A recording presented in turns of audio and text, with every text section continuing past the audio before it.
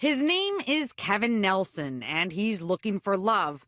He'll be available this March after he finishes his sentence for sexual assault, at least according to his online dating profile. This guy will be in for a little bit longer. Jordan Zonta. He has 3 daughters from 2 different relationships and is jailed for sexual interference.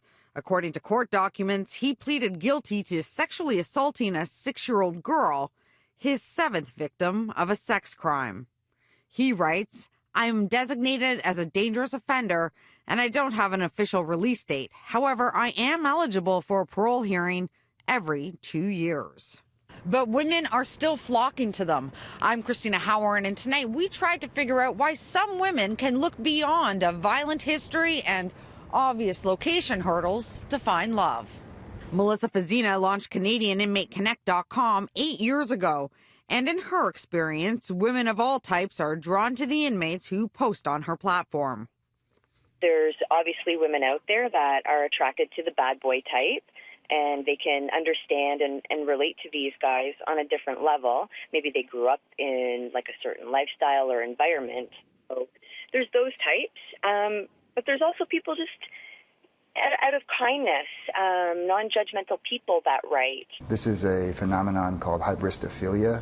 It refers to the sexual attraction to a person who has committed violence. Professor Juyang Lee from the University of Toronto's sociology department thinks it's something else that draws women into violent, locked-up men.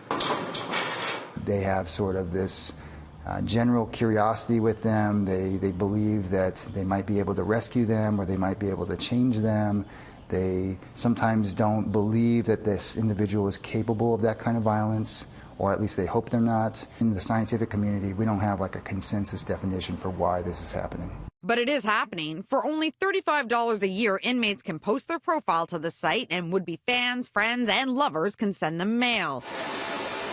Luca Magnotta, convicted of killing and dismembering an international student and then mailing his body parts across the country, was on the site at one time.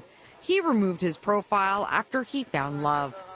Scroll through the site's testimonials and you'll see several other success stories, convicts who found companionship on the outside. It doesn't surprise Lee. Think back in time in history, some of the most notorious mass murderers and serial killers had hundreds upon thousands of groupies. Ted Bundy had women attending his hearings in Florida in throngs, even though he was just convicted of killing 2 college co-eds.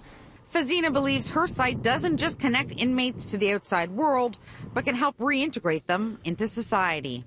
Dangerous men, just troubled guys, change their lives around and just see life in a whole different way due to the fact that they've met somebody through the website, whether it's friendship or it turns into love.